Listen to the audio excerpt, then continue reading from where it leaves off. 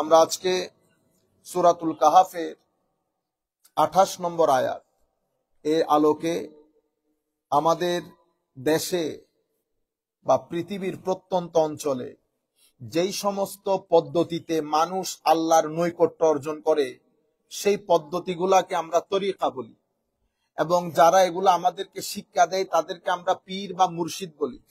যেই সমস্ত কলেজে এই বিষয়গুলা পড়ানো হয় সেগুলাকে আমরা তরিকতের কলেজ বলি। এই বিষয়ে শেখ আব্দুল কাদের জিলানী রাদিয়াল্লাহু তাআলা আনহুর যে তরিকায়ে কাদেরিয়া তরিকার ফাউন্ডেশন, এটার পিলার্স, এটার ক্যারেক্টারিস্টিক্স এবং ফুতুহুল গায়ব থেকে হুজুর শেখ আব্দুল কাদের জিলানীর সামান্য নসিহা আপনাদের সাথে আজকে শেয়ার করব। ইতোপূর্বে আমি আপনাদেরকে বলেছি আউলিয়ায়ে কেরামের তালিমাত, তাদের জীবনী বলা খুদ আমার আল্লাহ রাব্বুল আলামিনের সুন্নত, যেটা আমার আল্লাহ পবিত্র কোরআনে সূরা লুকমান বলার মাধ্যমে আমাদেরকে শিখিয়েছেন। কোরআনে পাকের মধ্যে সূরা লুকমান বাদ দিলেও যদি সূরা কাহাফ পড়েন, একই ঘটনা, আউলিয়া সালেহিনের ঘটনা আল্লাহ সেখানে তুলে ধরেছেন। এই আয়াতের মধ্যে আল্লাহ বলছেন, ওয়াসবির নাফসাকা মাআল্লাযিনা ইয়াদউনা রাব্বাহুম বিল গাদাতি ওয়াল আশি, যারা সকাল বিকাল জিক্রে ইলাহির মধ্যে গুম হয়ে থাকে সেই সমস্ত মানুষগুলোর সংসর্গ, তাদের সোহবা, তাদের কোম্পানিতে সময় ব্যয় করে। কারণ পৃথিবীতে দুই ধরনের জিনিস আছে। কিছু জিনিস আপনাকে গাফেল করে, হিটলেস করে, আর কিছু জিনিস আপনাকে আল্লাহ, রসুল, কবর, হাসর এই বিষয়গুলোর নিকটে নিয়ে যায়। যে কোনো দুইটা অ্যাকশন, কিছু অ্যাকশন, কিছু সময়, কিছু সংসর্গ, কিছু কথাবার্তা, কিছু জ্ঞান, কিছু জায়গা, কিছু মানুষ আপনাকে নিয়ে যাবে এমন জায়গায় যেটাকে আমরা বলি শয়তানি কুমন্ত্রণার ডিপু। এটা ব্যক্তির মাধ্যমে হতে পারে, বস্তুর মাধ্যমে হতে পারে, কথাবার্তার মাধ্যমে হতে পারে, যে কোনো ওয়েতে হতে পারে। গাফেল করে দেওয়া। গাফেল মানে কোন জিনিসটা ইম্পর্টেন্ট, কোনটা লেস ইম্পর্টেন্ট সেটা আপনি বুঝতে পারেন নাই। আপনি ইম্পর্টেন্ট জিনিস ছেড়ে দিয়ে আপনি লেস ইম্পর্টেন্ট জিনিসের জায়গার মধ্যে সময় অতিবাহিত করেছেন এবং এটাকে আপনি জ্ঞান করেছেন, আর দিন ধর্মকে ট্রেডিশনালি সেলিব্রেট করেছেন। সেই কারণে আমি গত জুমায় আপনাদেরকে বলেছি, শরীয়ত এক জিনিস, তবিয়ত আরেক জিনিস। শরীয়ত যখন ট্রেডিশনালি সেলিব্রেট করবেন তখন তবিয়ত পরিবর্তন হবে না। শরীয়তকে যখন in letter and spirit as it is guided, instructed by the holy prophet sallallahu, আমার নবী সাল্লাল্লাহু আলাইহি ওয়াসাল্লাম যেভাবে বলেছেন, আমরা যখন সেভাবে সে আন্দাজে অগ্রসর হব তো আমাদের তবিয়তের মধ্যে পরিবর্তন আসে। তবিয়ত পরিবর্তন যখন হয়, মানুষের তাকওয়া, পরহেজগারি, একনিষ্ঠতা, সত্যবাদিতা, উদারতা, ভদ্রতা, নম্রতা, হালাল হারামের মধ্যে পার্থক্যকারিতা সবকিছু আপনার ভিতরে ডেভেলপ করে আপনার তবিয়তের মধ্যে নবুয়তি মেজাজের খুশবু সৃষ্টি করে। মানুষ অনেক দূরে উম্মাহ, কিন্তু এটার ভিতরে নবুয়তি, বেলায়তি, আমার নবী সাল্লাল্লাহু আলাইহি ওয়াসাল্লামের খাস মেজাজ শরীফের কিছুটা স্মেল এই ব্যক্তির তবিয়ত থেকে আসে। আজীব বিষয় হচ্ছে, আমরা আমাদের পুরা জিন্দেগির মধ্যে 30 বছর, 40 বছর, 50, 60, 70 বছর অতিবাহিত করেছি। আমরা সবকিছু করি ট্রেডিশনালি, সেটা ট্রেডিশনাল ওয়েতে পালিত হয়। As a result of this এটার কোনো ইম্প্যাক্ট আমাদের ব্যক্তিগত জিন্দেগিতে আসে না। সম্মানিত উপস্থিতি, তো আমার আল্লাহ ইরশাদ করতেছেন, তবিয়ত পরিবর্তন যদি করতে হয় তো তুমি এমন কিছু মানুষের সাথে তোমার সঙ্গ অবলম্বন করো যাদের তবিয়ত পরিবর্তন হয়েছে। সেই কারণে আমার আল্লাহ আমাদেরকে ইরশাদ করেছেন যে তোমাদের উচিত মা'আস সাদিকিন, যারা নিজের তবিয়ত পরিবর্তন করে জাহেরে বাতেনে সত্যবাদিতার চাদরে আবৃত হয়েছেন, তাদের সাথে তুমি সময় ব্যয় করো, তাহলে তোমার ভিতরে তোমার তবিয়ত পরিবর্তন হবে। সম্মানিত উপস্থিতি, আমরা এমনিতে সবাই মানুষ, কিন্তু আখলাক এবং খাসাইলের দিক থেকে আমরা কিন্তু সবাই মানুষ না। আমরা এক একজন এক এক চরিত্র লালন করি। কিতাবের মধ্যে এসছে, শাইখ এবং শাইখের ছাত্র একসাথে যাচ্ছেন, বহুত বড় বুজুর্গ আল্লাহর ওলি। তো ছাত্র বলতেছেন, হুজুর আপনি আমার টুপিটা যদি, আপনার টুপিটা যদি আমাকে একটু পরিয়ে দিতেন। বলতেছে বেটা লোড নিতে পারবা না। কনা হুজুর একটু যদি দিতেন। কনা এটা পারবে না বাবা, এটা বলিস না তুই। কনা হুজুর একটু যদি পরিয়ে দিতেন। তো শেখ টুপিটা পরিয়ে দিয়েছে। বাজারের মধ্যে যাচ্ছিল, সে পড়ানোর পরে এমন লাফালাফি শুরু করেছে, সে এক লাফে দেওয়ালে উঠে দেওয়াল থেকে নিচে পড়ে, আবার এদিকে যায় আবার এদিকে যায়। তো শেখ সে টুপিটা নিয়ে আবার নিজের মাথায় পড়লেন। টুপি যখন নিয়ে ফেলেছে, সে আবার হতচকিত হয়ে তার স্বাভাবিক জীবনে যখন ফিরেছে, তাকে জিজ্ঞেস করলো, বেটা আপনি এরকম লাফালাফি করতেছেন কেন পাগলের মতো? হুজুর আপনি যখন টুপি পরিয়ে দিয়েছেন, আমার এদিক থেকে সাপ আসতেছে, এদিক থেকে হাতি, এদিক থেকে কুকুর, আবার এদিক থেকে ময়লা আবর্জনা আসতেছে, আমি এক লাফে হুজুর দেওয়ালে উঠে গেছি সেই জন্য। তো টুপি খুলে ফেলার পরে কি হয়েছে? হুজুর তো সব মানুষ। তখন আল্লাহর ওই ওলি বলতেছেন, বেটা মানুষ তার চরিত্রের দিক থেকে কারো ভিতরে অসম্ভব অহংকার, যার ভিতরে অহংকার বেশি তাকে তুমি হাতির সুরতে দেখেছো। আলমে মিছিলের মধ্যে প্রত্যেক ক্যারেক্টারিস্টিকের একটা একটা সুরত দেওয়া হয়েছে। স্বপ্নে আপনারা দেখেন না, আপনাদেরকে হয় কুকুর দৌড়াচ্ছে অথবা সাপে দৌড়াচ্ছে। স্বপ্নে আপনারা দেখেন শুধু বর্জ্য আর বর্জ্য।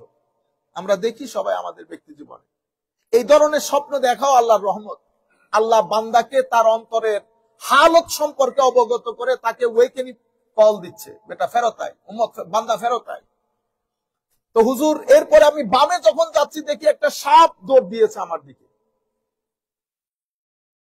সাপ কখন হয় জানেন? যখন মানুষের ভিতরে অতিমাত্রায় মুনাফিকি চরিত্র থাকে।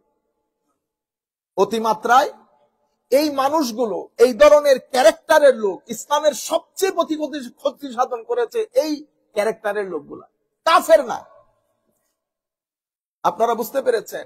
এই নেফাকত যার ভিতরে আছে, তো সেই সব সময় তার সুরতের মধ্যে, এই যে আলমে মিছিলের মধ্যে, আপনি স্বপ্নের মধ্যে যখন দেখবেন সাপ দৌড়াইতেছে, তো এদিকে সাপ আসতেছে, দুশ্মন আপনার পিছু নিয়েছে, দুশ্মন আপনার পিছু নিয়েছে। তাহলে আল্লাহর দরবারে সকালবেলা উঠে তওবা করবেন, আল্লাহর দরবারে পানা চাইবেন, আউযু বিল্লাহি মিনাশ শাইতানির রাজিম। এরপরে হুজুর এরপরে দেখি ডানে সব ময়লা আবর্জনা। হায় হায়, যেই ব্যক্তির ভিতরে হারামখোরি থাকে, বাছ বিচার করে না, সকালবেলা উঠে না বেটা স্যুট বুট নিয়ে সামনে আসছো, বড় গাড়ি নিয়ে, বুঝতে পেরেছেন? ভিতরে গার্বেজ করে রেখেছে ভিতর জগৎ। কেন? হারামখোরি, যা এসেছে পকেটে ঢুকিয়েছে, মনে হয় যেন এখান থেকে আর যাবে না। কারণ ম্যাটেরিয়ালিস্টিক দুনিয়া এত বাজে দুনিয়া। আমার ধর্মের মধ্যে, ইসলামের মধ্যে ম্যাটেরিয়াল লাইফস্টাইলকে এভাবে প্রমোট করা হয় নাই। কারণ ম্যাটেরিয়ালিস্টিক লাইফস্টাইল যখন পৃথিবীর মধ্যে প্রিভেইলড হবে, ডমিনেট করবে, তখন ভালো ভালো মেধার ছেলেগুলা মেডিকেল সায়েন্স ছেড়ে দেবে, ফিজিক্স কেমিস্ট্রি ছেড়ে দেবে। কারণ তাদের দৃষ্টিতে এট এনি কস্ট টাকা মেক করতে হবে। যেই জায়গার মধ্যে শর্টকাট টাকা মেক করা যায় তারা সেদিকে চলে যাবে। যখন মানুষ সমাজ শুধুমাত্র টাকা কেন্দ্রিক হবে, পয়সা কেন্দ্রিক, তখন ভালো ভালো জায়গা থেকে আপনি দেখবেন বাংলাদেশের মধ্যে 10-15 অলরেডি মাদ্রাসা শিক্ষা প্রায় বন্ধের দিকে। এমনিতে আপনারা যে ওয়াজ তকরির শুনেন এগুলা সব চলতেছে, বস মেলা মেলা লাগে না মেলা, কিন্তু অরিজিনালি ইলম, হিকমত, হিলম বরবাদ হয়ে গেছে। কারণ গত 10-15 বছরে, সেটা ভবিষ্যতেও হবে। কেন? কারণ আপনি আন্তর্জাতিক বিশ্বের দয়া অনুগ্রহ বাদে আপনি সিটে বসতে পারবেন না। আর যদি আন্তর্জাতিক বিশ্বের দয়া আপনার পকেটে ঢুকাইতে হয়, তো 4টা জিনিসের ক্ষেত্রে আপনাকে এগ্রি করতে হবে: secularism, secular lifestyle, secular education, secular culture, secular tradition. আপনি হিন্দু, বুদ্ধ, খ্রিস্টান সমাজের মধ্যে যে মাইনরিটি গুলা থাকে, তাদেরকে নিতে নিতে যতক্ষণ ইমাম না বানাবেন আপনি সিটে বসতে পারবেন না। আপনারা বুঝতে পেরেছেন? মাদ্রাসার শিক্ষা গত, আপনারা যদি মাদ্রাসায় যদি কেউ পড়ে থাকে, আপনারা যদি তাদের সাথে কথাবার্তা বলেন তো বুঝতে পারবেন, অ্যাবাউট 75% মাদ্রাসার মাস্টার্সের ক্লাসে কোন স্টুডেন্ট থাকে না। আমি খুব প্রিকশনারি বলেছি, it can be more than 85%। কামিল ক্লাস যেটাকে বলে, আপনি যদি এখান থেকে যান যে আমরা একটা ঢু মারি, তো দেখবেন 75 to 85% মাদ্রাসার কামিল ক্লাসে কোনো স্টুডেন্টই থাকে না। কোথায় যায় তারা? তারা ইউনিভার্সিটিতে যায়, তারা কলেজে যায়। কেন? কারণ তারা সোসাইটি দেখে ফেলেছে। তারা জানে শুধু কামিল করে এই সোসাইটির মধ্যে ধাক্কা খাইতে হবে, এই সোসাইটির মধ্যে ধাক্কা খেতে হবে। আর সমাজের কিছু রতি মহারতি আছে, এরা একবার তুলবে একবার গাড়বে। সুতরাং তারা তাদের লাইফকে সিকিউর করার জন্য তারা একটা ডিগ্রির দিকে চলে যায়, কারণ সেই ডিগ্রি দিয়ে চাকরি পেতে হবে, নতুবা তার কাছে বিয়ে পড়ানো, তালাকের ফতোয়া দেওয়া, আর জানাজার মধ্যে দোয়া করানো, আর মুর্দা গোসল দেওয়ানো, এই ছাড়া তার ফুটবল এরিয়ার মধ্যে আর কোনো মাসআলা নাই। যারাই মাদ্রাসায় পড়ে সাবজেক্ট তিনটা, হয় মুর্দা, নয় বিয়ে শাদী, আর মসজিদের মধ্যে নামাজ পড়ানো। এই হচ্ছে তার টোটাল সোশ্যাল অ্যাক্টিভিটিস। আপনি যখন এই তিনটা থেকে বের হয়ে আসবেন, প্রথমে তো আপনার ইমামতি খতম। আপনি যখন এই তিনটা থেকে বের হয়ে আসবেন, সমাজের রতি মহারতি আপনাকে ওই জায়গায় থাকতে দিবে না। এটা পুরা বাংলাদেশ ব্যাপী, ইন্ডিয়া ব্যাপী, পাকিস্তান ব্যাপী, শ্রীলঙ্কা ব্যাপী, এটাই রিয়ালিটি। সেই কারণে এই গত 15-20 ইয়ার্স এর মধ্যে, এটা শুধু বাংলাদেশে হয়েছে আবার এটা মনে করিয়েন না, এটা পাকিস্তানেও সেম, এটা ইন্ডিয়াতেও সেম। আমি নিজে পাকিস্তানি এক স্টুডেন্টকে জিজ্ঞেস করছি, আপনাদের ওখানে কলেজ লেভেলের মধ্যে উলুমুল হাদিসের কিতাব কি পড়ানো হয়? সে উলুমে হাদিসের কিতাব বলতে গিয়ে নাম বলেছে উসুলুল ফিকহের কিতাব। মানে সে উসুলুল ফিকহের কিতাব কোনটা, উলুমে হাদিসের কিতাব কোনটা, এই দুইটার মধ্যে ফারাকি করতে পারে না। আপনারা বুঝতে পেরেছেন? এমন এমন লোক তকরিরের মধ্যে চলে এসছে, যার কারণে প্রত্যেকদিন কোনো না কোনো একটা ফিতনার দিকে আমরা চলে যাচ্ছি। আপনি যখন এই ধরনের কথাগুলা বলবেন, সমাজের মধ্যে ফ্রাস্ট্রেশন তৈরি হয়। ইতোপূর্বে আপনার জিন্দেগিতে শুনেছেন আমার নবীকে কেউ জার্নালিস্ট বলেছে? এটা তো শুরু, ভবিষ্যতে আরো অনেক ধরনের কথা শুনবেন। ইতোপূর্বে এর চেয়ে কত কঠিন কঠিন সরকার আমাদের দেশে ছিল। কখনো শুনেছেন রোজা পূজা এই ধরনের কথাগুলা? কখনো শুনেছেন বিষ্ণু, মোহাম্মদ, মুসা এই কথাগুলা? আপনারা আরো জটিল কথা শুনবেন কেন? আমি আপনাদেরকে অনেক দিন ধরে বলতেছি কথাগুলা। এটা মুভমেন্ট অফ সেকুলারাইজেশন চলতেছে পুরো ওয়ার্ল্ডের মধ্যে। আপনি যতক্ষণ পর্যন্ত মিশরের থাকতে পারছে, মিশরের সরকার এসে 2 দিন থাকতে পারছে, ইমরান খান 1 দিন থাকতে পারছে। আপনি যতক্ষণ পর্যন্ত হাতে হা না বলবেন, মুভমেন্ট অফ সেকুলারাইজেশনের পার্ট এবং পার্সেল না হবেন, এই মহালাস আপনি এই সিটের মধ্যে বসবেন। কেন? কারণ আমরা সবাই মুনাফিকের চরিত্রের। এই জন্য ডক্টর, আমার শ্রদ্ধাভাজন উস্তাদ doctor Sheikh Abdul Hakim Murad from Cambridge university, উনি চমৎকার একটা টপিকের উপর কথা বলেছেন, আপনারা ইউটিউব থেকে শুনবেন। How Islamic is our Islamic studies, মানে আমাদের ইসলামিক স্টাডিজ গুলা কতটুকু ইসলামিক, এটা হচ্ছে সাবজেক্ট। 3 ঘন্টার একটা স্পিচ চমৎকার ভাবে তুলে ধরেছেন। আমরা কোন ইসলামিক স্টাডিজ বানিয়েছি, আসল ইসলামিক স্টাডিজ কোনটা? যাই হোক, আমি অন্য জায়গায় চলে যাচ্ছি। সম্মানিত উপস্থিতি, আল্লাহর দরবারে দোয়া, আল্লাহ আমাদেরকে, আপনাদেরকে, আমাদের সন্তানকে এই ফিতনা ফাসাদ থেকে রক্ষা করুক। কারণ আপনি আমল আমল আমল করেন নাই, কিন্তু হঠাৎ করে বলতেছেন এই নামাজ আমি পছন্দ করি না। আছে ঈমান? এমনিতে আপনি 20 বছর নামাজ পড়েন নাই, গুনাহগার। আপনি জাহান্নামী, এটা আমি বলতে পারবো না। আল্লাহ চাইলে রাখবেন, আল্লাহ চাইলে মাফ করবেন। কিন্তু আপনি যদি বলেন আমি নামাজ পছন্দ করি না, থাকবে ঈমান? তাইলে আকীদার ক্ষেত্রে আপনি যখন বলবেন জার্নালিস্ট, এখন আপনাকে প্রমোট করার জন্য আরেকজন যদি একই ধরনের সাপোর্টে বলে, আমি আল্লাহ আল্লাহ রসুলকে সাক্ষী করে বলছি, কাউকে ছোট করা, কাউকে বড় করা আল্লাহর আমাদের জিন্দেগিতে করি নাই আমরা। এটা আমরা গুনাহগার মানুষ, জালেম মানুষ, আপনাদের চেয়ে অনেক বেশি গুনাহগার, সেটা আল্লাহ ভালো জানেন। কিন্তু আমরা সর্বোচ্চ চেষ্টা করেছি এই মিম্বরের সাথে যেন ইনজাস্টিস না হয়। কারণ এই মিম্বরে দাঁড়িয়ে বড় বড় লোক কথা বলতেন।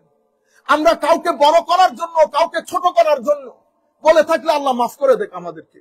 কিন্তু আমি আপনাদেরকে বলতে চাচ্ছি, এই যে জার্নালিস্ট বলার পরে এমন এমন লোক এটার সাথে এগ্রি করে এটাকে ধামাচাপা দেওয়ার জন্য বক্তব্য দিচ্ছে, আপনি কল্পনা জল্পনার বাইরে। একজন বলতে বলতে বলেছে যে জার্নালিস্ট একটা ভালো শব্দ, ইভেন নবী শব্দের একটা অর্থ বলে ডাকপিয়ন। বুঝতে পেরেছেন আমি কোথায় যাচ্ছি দেখছেন? কারণ আমি জানিও না কার ব্যাপারে কথা বলছি। যাকে আমার আল্লাহ নামাজের মধ্যে সালাম দিতে বলেছেন, আজানের মধ্যে যার নাম আসে, যিনি পাহাড়ে উঠলে পাহাড় নাচে, যার হাতের ইশারায় চন্দ্র দ্বিখণ্ডিত হয়, যাকে পবিত্র কোরআনের প্রত্যেকটা জায়গায় আমার আল্লাহ নিজের সাথে রেখেছেন, ইন্নাল্লাযীনা ইউযুনাল্লাহা ওয়া রাসূলা ওয়া মান ইউতিল্লাহা ওয়া রাসূলা, যাকে আমার আল্লাহ পবিত্র কোরআনের কোথাও নাম ধরে রাখে নাই, যার ব্যাপারে আমার আল্লাহ বলেছেন ইন্না আতাইনাকাল কাউসার, সেই নবীর ব্যাপারে যদি শেষ জমানায় এসে আমাদেরকে এটা দেখতে হয়, এরপর আমাদের সন্তান আছে না, আমাদের নিজেদের ভাই ব্রাদার আছে, আমাদের সন্তানরা আছে, আমাদের সব সন্তান আমার সাথে এগ্রি করবে এমন তো কোনো কথা নাই, এগ্রি না করুক, কিন্তু আপনি যখন এই শব্দের মধ্যে পড়ে যাবেন, আপনি যখন রোজা পূজা এগুলোর মধ্যে চলে আসবেন, আপনি যখন বিষ্ণু, কত বড় মারাত্মক বেয়াদবি, বিষ্ণু মোহাম্মদ মুসা যখন একসাথে হয়ে যাবে, তাহলে ফারাক কোন জায়গার মধ্যে? আল্লাহ আমাদের হামি ও নাসির হোক, আল্লাহ সবাইকে হেদায়েত দান করুক, বুঝ দান করুক। আমরা বোধহয় বাউলা হয়ে যাচ্ছি একটা চেয়ারের জন্য। মনে রাখবেন, চেয়ারের জন্য বাউলা হতে হয় না। আমার আল্লাহর রসুলের শরীয়ত তরিকত এগুলার ঝান্ডা উঁচু করে তোলেন, এটা সামনের দিকে যান, চেয়ারে বসতে হবে এমন কোনো কথা নাই। আল্লাহ আমাদের হামি ও নাসির হোক। তাহলে ওয়াসবির মাআল্লাযীনা ইয়াদউনা রাব্বাহুম বিল গাদাতি ওয়াল আশি, আল্লাহর কিছু খাস বান্দা আছে, সেই বান্দাদের সাথে সময় কাটাইতে বলা হচ্ছে। কেন? কারণ তবিয়ত, আমাদের তবিয়ত, আমাদের অবস্থা, আমাদের চরিত্র, এটা পরিবর্তনের জন্য নির্দিষ্ট একটা ওয়ে আছে। সেই ওয়ে, সেই পদ্ধতির একটা বড় পদ্ধতির নাম তরিকায়ে কাদেরিয়া। তরিকায়ে কাদেরিয়া, সময় যেহেতু খুব সংক্ষিপ্ত, তরিকায়ে কাদেরিয়ার পিলার গুলা কি? Those who belong to the তরিকায়ে Qadiriya, they must know what is the pillars of তরিকায়ে কাদেরিয়া। এটা তো জোক না যে আমি বস বায়াত গ্রহণ করছি। হাই খোদা, যিনি বায়াত গ্রহণ করেন নাই, যিনি করেছেন উনি মনে করেন উনি বেহেশতে উঠে গেছেন, আর যিনি বায়াত গ্রহণ করেন না, হাই খোদা, সে এখনো দুনিয়াতে হাঁটতেছে। আজীব মাহৌল, আজীব মাহৌল। এবং এত জাহেলানা, এত মূর্খের সমাজে বসবাস করতেছি, বড় বড় আলেমদেরকে পাত্তা দেয় না। পীর সাহেব এসে গেছে, আপনারা বুঝতে পেরেছেন? বড় বড় আলেমের কোনো পাত্তা নাই, সিট নাই, পীর সাহেব এসে গেছেন।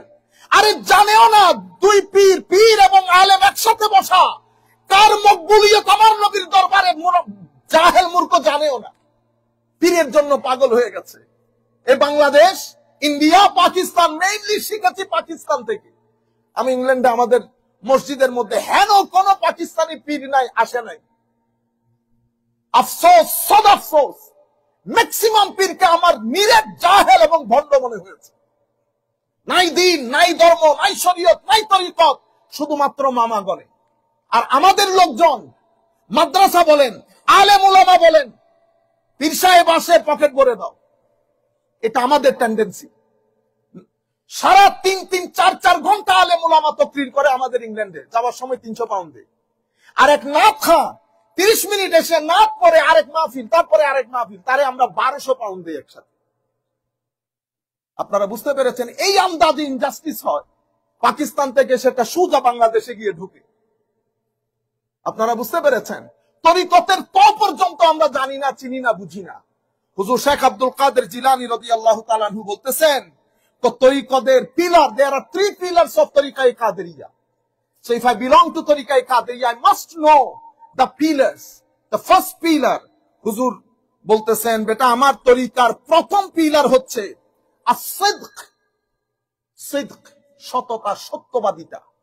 সততা, সত্যবাদিতা মানি, কারণ হুজুর গৌসুল আজম যখন বাগদাদে যাচ্ছেন, আমি গত জুমায় আপনাদেরকে বলেছি, বেটা, মা বলতেছেন, বেটা আমার পরিবারের মধ্যে মিথ্যার কোন স্থান নাই। আমাদের বড় নানা যিনি মুহাম্মদুর রাসূলুল্লাহ সাল্লাল্লাহু আলাইহি ওয়াসাল্লাম, জাহেরে বাতেনে হক ছিলেন, যেই দিন দুনিয়া থেকে আসছেন সেদিন থেকে। as-সাদিকুল আমিন বলে প্রতিষ্ঠিত ছিলেন। সুতরাং আমার পরিবারের আমি সংক্ষিপ্ত আকারে বলে যাচ্ছি আপনাদেরকে, সিদক। তো জীবনে যেখানে যাও সিদকের চাদর যেন তোমার হাত থেকে না ছুটে। এরপরে হচ্ছে আল হক, যেখানে যাবা যে অবস্থায় থাকবা, হক বলার ক্ষেত্রে, হক লালন করার ক্ষেত্রে, হক দেখার ক্ষেত্রে, হক শোনার ক্ষেত্রে, হক বলার ক্ষেত্রে, হক ধরার ক্ষেত্রে বিন্দু পরিমাণ পিছপা হবে না। আমার পরিবারের মধ্যে হক বাতিলের ফারাককারী আমার পরিবার, আমাদের ঘরগুলো হকের মশালদারি। সুতরাং তুমি যেখানে থাকবে হক যেন তোমার সাথে থাকে। এই জন্য বলা হচ্ছে ফারুক যেখানে হক সেখানে, আবু বকর, উসমান ও আলী যেখানে হক সেখানে, ইমামে আজম শাফেঈ, মালিক, হাম্বলি যেখানে হক সেখানে, ইমাম আশআরী, মাতুরিদি, তাহাবী যেখানে হক সেখানে। এটা কুল কায়নাতের উলামা ইকরাম আমাদেরকে শিক্ষা দিয়েছেন। সম্মানিত উপস্থিতি, তৃতীয় বিষয় যেটা আল আদল, জাস্টিস, এটা আমাদের তরিকায়ে কাদেরিয়ার পিলার্স বলা হচ্ছে। জাস্টিস মানে তবে এটা তিনটা জিনিসের সাথে তুমি যদি ব্যালেন্স এবং জাস্টিস প্রতিষ্ঠা করতে না পারো, তাইলে তরিকায়ে কাদেরিয়ার তুমি পিলার নষ্ট করে দিলা। কিরকম আদালত? প্রথম আদালত তোমার সাথে তোমার আল্লাহর। কিরকম ভাবে প্রতিষ্ঠা করব? আল্লাহর কিছু হক আছে আমার উপর, সবচেয়ে বড় হক হচ্ছে আল্লাহর দরবারে সিজদা দেওয়া। এরপরে আমার আল্লাহর মিশনকে জমিনে বাস্তবায়ন করার জন্য কাজ করা, এটা আল্লাহর হক আমার কাঁধের উপরে নিয়ে হাঁটিয়া।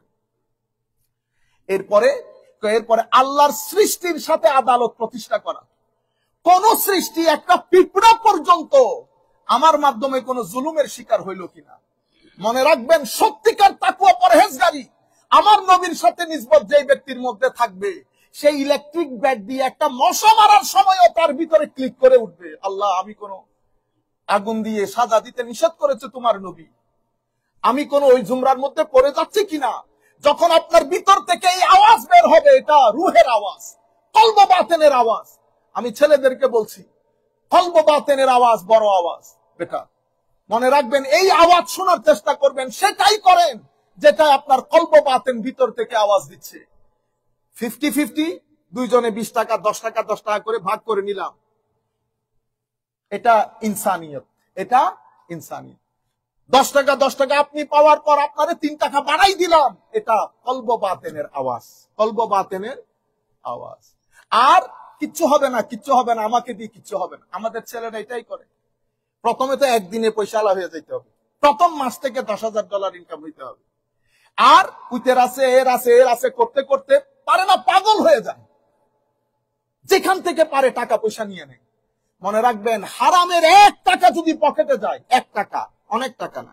আমি ছেলেদেরকে বলতেছি, ইফ ইট ইজ ফ্রম হারাম source, if you put this in your pocket, then note it down, write it down in your diary that your fall down has already started. 10 years, 20 years. Then your house will be equipped unhappiness, imbalance, mental anxiety, depression. If you want to protect, if you want to get rid of depression, mental anxiety, imbalance in your family, check your risk, whether it comes from halal source or not. If $1 even from haram source, stay away from it. Do not put it in your pocket, because if haram is here in your stomach, if 1 year if you keep saying Allah, Allah, Allah, Holy Prophet said Allah does not answer to you. Allah তোমার আওয়াজে জবাব দিবেন যদি হারাম থাকে। সম্মানিত আমার ছেলেদেরকে বিশেষ করে বলতেছি, আল্লাহর ওয়াস্তে পাগল হয়ে যায় না বেটা। আপনার একটা তকদির আছে, ওই তকদির থেকে কোনো আপনি বের হইতে পারবেন না। আপনার তকদিরে টাকা থাকলে আপনি টাকা আসবে, শুয়ে থাকলেও আসবে। তার মানে কি আপনি কাজ না করে বসে থাকবেন? আমি এটা বলতেছি না, কাজ করতে হবে। কিন্তু আমি যেরকম পাগলামি শুরু করেছি যে একদিনের মধ্যে, 1 বছরের মধ্যে আমাকে $1,00,000 ইনকাম করতে হবে, মনে রাখবেন, প্রথম বছরে যদি $1,00,000 ইনকাম হয়, দ্বিতীয় বছর থেকে আপনার ঘুম হারাম হয়ে যাবে। আপনি ন্যাচারাল যেই ডেভেলপমেন্ট, সেটার বাইরে চলে গেছেন। ন্যাচারাল ডেভেলপমেন্টের বাইরে চলে গেলে আপনি টেনশন, পৃথিবীতে অনেক কিছু আছে এনজয় করার, সময়কে এনজয় করেন, টাইমকে এনজয় করেন, জায়গাকে এনজয় করেন, মা বাবা ভাই বোন আছে এদেরকে এনজয় করেন, এদের কোম্পানি এনজয় করেন। আজকে আছে বলে আপনার মাথায় আসতেছে না, কালকে পাবেন না, $1,000,000 খরচ করলো কেউ আসবে না। এই যে আমি ঘরের মধ্যে একসাথে ভাত খেতে বসেছি, আপনারা যান 12টা পর্যন্ত ঘরে আসেন না, মা বাবা বসে থাকে, আপনি $1,000,000 কামাই করতেছেন। আরে বেটা, ঘরের মধ্যে গিয়ে একসাথে বসে খায়া নেই। এই যে একসাথে বসে খাচ্ছি, এই সুযোগ আর পাবি না। $1,000,000 হয়তো এক সময় আসবে, কিন্তু এই সুযোগ আর আসবে না। মা বাবা যখন একটু একটু সাইটের বাইরে চলে যায়, তাদেরকে লুক আফটার করেন, তাদেরকে সময় দেন। 2 ঘন্টা কম কাজ করেন, তাদেরকে সময় দেন। আপনার জীবনে টাকারও দরকার, বরকতেরও দরকার, দুয়ারও দরকার। সবকিছু মিলে আপনার জীবনকে পিসফুল করবে। শুধু টাকাও শান্তি দিতে পারে না, শুধু বরকতও শান্তি দিতে পারে না। ব্যালেন্স করেন লাইফের মধ্যে। তাইলে এরপরে ফুল ক্রিয়েশনের সাথে আদালত, এরপরে নিজের সাথে নিজের আদালত। আমি যখন নফসের কথা শুনবো, নফসের কথা শুনে কলব বাতেনকে ইগনোর করব, তাহলে এটা ব্যালেন্স হইল না। সেজন্য হুজুর আব্দুল কাদের জিলানী বলছেন, আমার এই তরিকার 3টা রুকুন, 3টা পিলার। এক পিলার সিদক, এক পিলার আদালা, এক পিলার হক। এই হচ্ছে তরিকায়ে কাদেরিয়ার পিলারস গুলা। এরপরে তরিকায়ে কাদেরিয়ার, আমি দ্রুত বলে যাচ্ছি, সময় নাই, ক্যারেক্টারিস্টিক্স। ক্যারেক্টারিস্টিক্স মানে খাসায়েল। হুজুর আব্দুল কাদের জিলানী দুনিয়া থেকে চলে যাবেন, হায় হায়। সন্তান শেখ আব্দুর রাজ্জাক রাদিয়াল্লাহু তাআলা আনহু উনাকে ডেকে বলতেছেন, বেটা 7টা জিনিস তোমার মাথায় রাখবা। প্রথম কোনটা? তো যেই ব্যক্তির মধ্যে হযরতে ইব্রাহিম আলাইহিস সালামের সাখাওয়াত আসে নাই, জেনারসিটি আসে নাই। হযরত ইব্রাহিম আলাইহিস সালাম, যেই ব্যক্তির মধ্যে হযরতে ইসমাঈল আলাইহিস সালামের রেজা আসে নাই। রেজা মানে স্যাটিসফাইড থাকা, কন্টেন্ট থাকা, হোয়াটএভার, যেটাই জিন্দেগিতে ঘটুক না কেন। ইসমাঈল আলাইহিস সালামকে যখন তার বাবা ইব্রাহিম আলাইহিস সালাম বলছেন, বেটা আমি তো স্বপ্নে তোমাকে জবাই করতে দেখছি। হযরত ইসমাঈল বললেন, বাবা কোনো অসুবিধা নেই, ইফআল, আপনি করেন সেটা। এটাকে বলে রেজা, মানে আল্লাহর হুকুমের সামনে সারেন্ডার করে দেওয়া। তাইলে সাখাওয়াতে ইব্রাহিম, রেজায়ে ইসমাঈল এবং সবরে আইয়ুব, 36 বছর, মতান্তরে 32 বছর, 26 বছর উনি রোগে ভুগেছেন। শেষ পর্যন্ত পুরা শরীরের মধ্যে পোকা ধরে গেছে। শেষ পর্যন্ত পোকা যখন কলব বাতেন, হার্টকে আঘাত করা শুরু করছে, তখন আল্লাহর দরবারে ফরিয়াদ করেছেন, আল্লাহ যা কিছু হয়েছে, কিন্তু আমার জিকির জারি ছিল। কলব এবং জবান যদি পোকায় কামড় দেয়, মাওলা জিকির করবো কি করে, আমি বাঁচবো বা কি করে? তখন আল্লাহ নহি করলেন, আইয়ুব দোয়া করো। হযরত আইয়ুব দোয়া করলেন, রব্বি ইন্নী মাসসানিয়াদ দর ওয়া আনতা আরহামুর রাহিমিন। আল্লাহ আইয়ুবকে সামান্য বেদনা টাচ করেছে, দেখছেন অবস্থা। তো তুমি বড় দয়াশীল আল্লাহ, বলেও নাই আল্লাহ আমাকে, আমি মাফ চাই, আমাকে শেফা দান করো, এটা বলে না। হযরত হুজুর গৌসুল আজম বলতেছেন, বেটা যতক্ষণ পর্যন্ত কারো ভিতরে সবরে আইয়ুব না আসে, রেজাই ইসমাইল না আসে, সাখাওয়াতে ইব্রাহিম না আসে, ততক্ষণ পর্যন্ত সেই ব্যক্তি কাদেরিয়া তরিকার মানুষ হতে পারে না, সুফি হতে পারে না। আপনি চিন্তা করতে পারবেন। সম্মানিত উপস্থিতি, এরপরে বলেছে হযরতে জাকারিয়া আলাইহিস সালামের ইশারা। হযরত জাকারিয়া ইশারা, আল্লাহ শেষ বয়সে কোন কিভাবে সন্তান? তো জাকারিয়া আমারে কিছু কিছু নিদর্শন তো দিবেন। তো 3 দিন কথা বলিও। এখানে অনেক লম্বা কথা আছে, আমি বলতে পারতেছি না। তো জাকারিয়ার ইশারা, হযরতে ইউসুফ আলাইহিস সালামের গুরবা, হযরতে ইউসুফের দেশে দেশে ঘুরছে, কূপে ফেলিয়ে দেয়, এরপর ওখান থেকে তুলে ভাইয়েরা মিশরে নিয়ে গেছে। এই যে গুরবত, পরিবার পরিজন আত্মীয় স্বজন থেকে দূরে থাকা, এখানে সুফিয়ায়ে কেরাম যখন গুরবতের কথা বলেন, তো বলতে চান এক ব্যক্তি গরিব বিদেশি যেমন পরিবার পরিজন থেকে দূরে থাকে, ঠিক সেভাবে আল্লাহর ওয়ালির উপর ফরজে আইন, আল্লাহ নারাজ হয় এমন প্রত্যেক জিনিস থেকে দূরে থাকা। বিদেশের মধ্যে ইবাদত করা সমাজ ছেলেরা যারা দেশে নামাজ পড়ে না, বিদেশে নামাজ পড়ে, এবং সেই নামাজের মধ্যে মনও বসে, কেন? গুরবতের কারণে। তো সুফিয়ায়ে কেরাম মুরিদদেরকে শিক্ষা দেয় গুরবতের শিক্ষা। এই শিক্ষা শুধু পরিবার থেকে দূরে থাকা না, আল্লাহ অপছন্দ করেন এমন প্রত্যেক জিনিস থেকে দূরে থাকা। এর পরবর্তীতে বলা হচ্ছে হযরত ইহইয়া আলাইহিস সালাতু ওয়াস সালাম কাপড় চোপড়ের মধ্যে সেইভাবে স্টাইলিশ ভাবে চলতেন না, সুফ পরতেন, চামড়া পশমের এই জিনিস।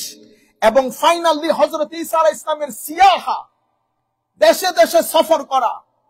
কারণ সফর না করলে অন্তর বড় হয় না, সফর না করলে ইলম শিখা যায় না, সফর না করলে আপনি অনেক কিছু এক সফরের মধ্যে যা শিখা যায় 10 বছর মাদ্রাসা মসজিদে পড়লে ওই লেখাপড়া হয় না। সফর মানুষকে অনেক কিছু শিক্ষা দেয়। সেই জন্য নবীদের মধ্যে সফর, ওলিদের মধ্যে সফর, উলামায়ে কেরামের মধ্যে হেন কোনো আলেম পাবেন না যারা সফর করেন নাই। আমাদের দেশও যারা সফর করে না তারা এক মেন্টালিটি, যারা সফর করে তারা আরেক মেন্টালিটি। আপনারা এখানে আসার আগে এক ধরনের ছিলেন না। এখানে আসার আগে কেউ হাত তুলতে নামাতে আমিন জোরে বলতে দেখতে, আমি দেখছি আমাদের মসজিদ থেকে বের করে দিচ্ছে। হুজুর নামাজ পড়ছে, এটা নামাজ হয়েছে কেমনে, কি করছে, আমিন জোরে বলছে। বুঝতে পারছেন কেন হয়েছে ঘটনা? কারণ এরা ওই অঞ্চল থেকে বেরই হয় না, ওদের কাছে ওইটাই শরীয়ত। যে 2-3 জন বাইরে আসছে তারা কিন্তু বুঝতে পারছে, তারা কি ফেকা পড়ছে, ফেকা পড়ে না, সফরের কারণে এক্সপিরিয়েন্স হয়েছে।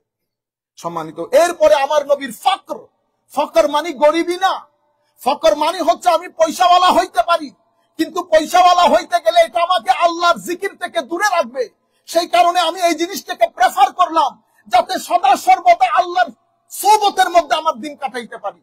তো উনি সন্তানকে বলতেছেন, বেটা যতক্ষণ পর্যন্ত সবরে আইয়ুব, রেদাই ইসমাইল, সাখাওয়াতে ইব্রাহিম, গুরবতে হযরতে জাকারিয়া, ফকরে মুস্তাফা, সিয়াহতে ঈসা, এই বিষয়গুলো, সুফে ইয়াহইয়া, এই বিষয়গুলো যতক্ষণ পর্যন্ত তোমার ভিতরে অর্জন করতে না পারবে ততক্ষণ পর্যন্ত তরিকায়ে কাদেরিয়া তোমার ভিতরে ডেভেলপ করবে না। এরপরে উনি মুরিদদের ব্যাপারে সংজ্ঞায়িত করেছেন, মুরিদ কাকে বলে। খুব একটা মুরিদ মানে বেশি ইবাদত করে কুজো হয়ে হাঁটা মানুষ যেন আবেদ বলে, এটার নাম মুরিদ না। মুরিদ মানি ওই একটু হাতের মধ্যে, এই এক্সাক্ট এই কথাগুলা বলেছে, হাতের মধ্যে তসবিহ নিয়ে নিয়ে হাঁটার নাম মুরিদ না। মুরিদ বড় বড় ওলিদের, এখন আমাদের কথা বলছে, তো বড় বড় ওলিদের সম্মান বর্ণনা করা, তাদের হাল বর্ণনা করা, এটার নাম কি না, মুরিদ না। তাই আমরাও পড়ে গেছি।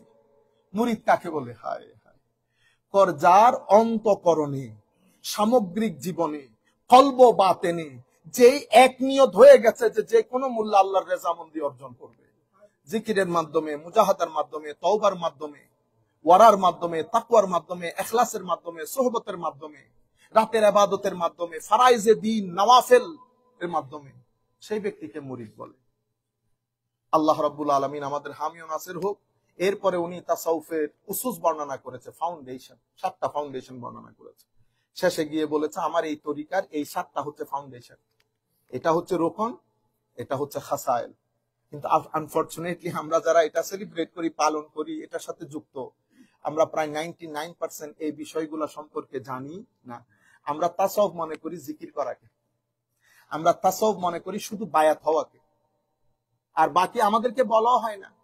কারণ এখানে ম্যাক্সিমাম, ইল্লা মাশাআল্লাহ, সবাই এক ধরনের না, বাট এখানে ম্যাক্সিমাম যেহেতু ব্যবসা বাণিজ্য জড়িত, আমাদের সমস্যা হচ্ছে আমরা বলে ফেলি, বলে ফেললে আমাদেরকে এরাও পছন্দ করেন, ওরাও পছন্দ করেন। আলে হাদিসের বাইরা বলে বেদাতি, যারা আলে, যাদেরকে বেদাতি বলে আলে, আর আমাদের সুন্নি ভাইয়েরা বলে শিয়া হয়ে গেছে। মানে ঠিক কোন জায়গার মধ্যে আছে আল্লাহ পাক জানে। এরপরে সমাজের বড় শ্রেণীও পছন্দ করে না, কারণ বড় শ্রেণী চাই যে খতিব সাহেব এখানে আসেন, খতিব সাহেব আসবে, উঠেন, উঠবে, বসবেন, বসবে। তো এখন আপনি যখন চোখে চোখ দিয়ে কথা বলেন তো বড়রাও পছন্দ করেন। আল্লাহর দরবারে দোয়া করবেন, আল্লাহ যেন আমাদেরকে যেখানে থাকি, যে অবস্থায় থাকি, হকের সাথে থাকার জন্য তৌফিক দান করেন। আল্লাহ যেন আমাদেরকে ইবাদত, রিয়াজত, যা বলি তা কর্মে প্রতিফলন করার তৌফিক দান করেন। আল্লাহ তৌফিক দান করলে ইনশাআল্লাহ আবার দেখা হবে। আজকে যেভাবে আমরা গত জুমায় বলেছি, আজকে আপনাদের সাথে এটা শেষ জুমা হচ্ছে। আল্লাহ যদি তৌফিক দান করেন, হায়াত যদি থাকে, ইনশাআল্লাহ আবারও দেখা হবে।